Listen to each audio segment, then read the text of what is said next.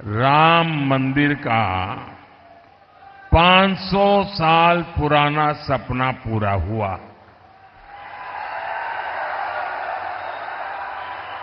दशकों तक राम मंदिर को बनने से रोकने वाली कांग्रेस ने उसका भी बहिष्कार किया। और ये कांग्रेस कितनी अधपतन में गई है। ये राम मंदिर के जो ट्रस्टी है ना, ये अच्छे लोग हैं, तो कांग्रेस के सारे पाप माफ कर दिए और घर जाकर के निमंत्रण दिया कि नहीं भाई चलो जो हो गया आओ। उन्होंने उस निमंत्रण को ठुकरा दिया। क्या कोई कभी प्रभु राम के दरबार में जाने का निमंत्रण ठुकरा सकता है क्या? ऐसे लोगों पे भरोसा कर सकते हैं क्या? अरे कांग्रेस वाले जरा आईने में चेहरा देखो। वो अयोध्या के अंसारी, अयोध्या का वो अंसारी परिवार जो जिंदगी भर राम मंदिर के विरुद्ध अदालत में केस लड़ता रहा। उसके पिताजी भी लड़ते रहे, वो भी गुजर गए, वो भी लड़ता रहा।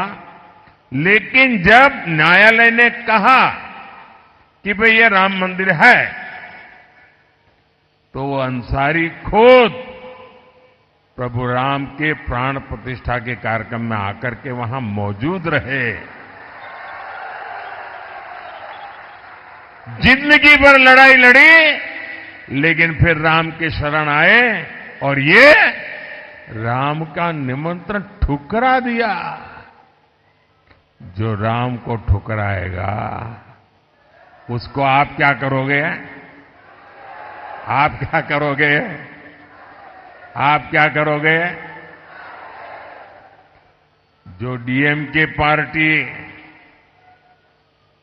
वो उनकी खासम खास वो कह रही है, सनातन को गालियां देने पर अब उतारू है। कहती है ये सनातन तो डेंगू है, मलेरिया है। और जो लोग सनातन के विनाश की बात करते हैं, उन्हें इंडी अगाड़ी के लोग महाराष्ट्र बुलाकर उनका सम्मान करते हैं। ये दृश्य देख करके मुझे तो सोचता हूं बाला साहब के पर कितनी बीती होगी, बाला साहब ठाकरे के मन पर कितनी चोट पहुंची होगी। ऐसे लोग हैं ये। इतना ही नहीं, इंडी अगाड़ी वोट बैंक की राजनीति में इतना गिर गया है कि शिवाजी महाराज की धरती पर ये औरंगजेब को मानने वालों से जाकर के मिल गए हैं।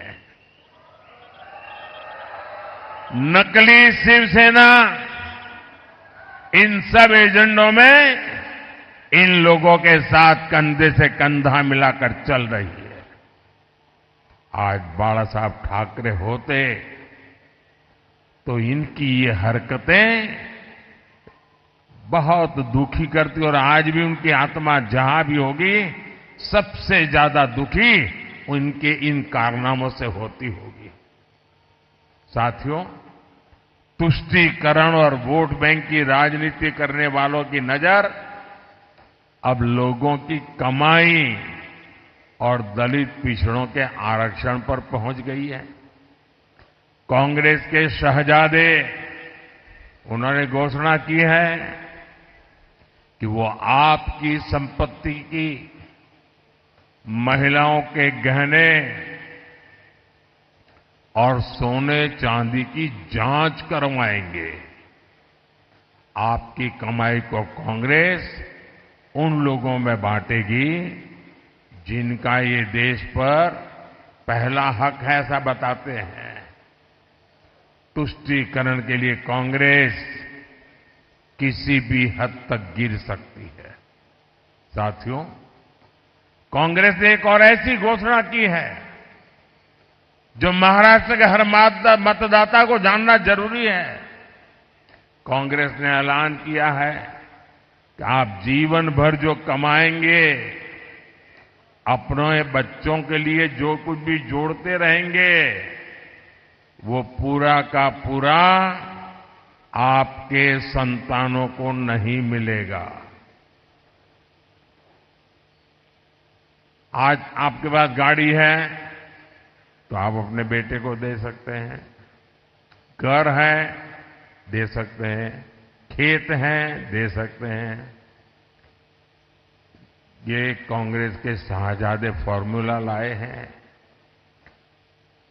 आपके न रहने के बाद आपकी पैतृक कमाई में से आधा हिस्सा कांग्रेस इनहेरिटेंस टैक्स लगाकर वसूल करना चाहती है। क्या आप अपनी मेहनत करके जो कमाई की है, पाई पाई बचाई है बच्चों के लिए, क्या उससे आप लूटने देंगे क्या? ये कांग्रेस की सरकार जो सपने देखती है उसको पूरा होने देंगे क्या?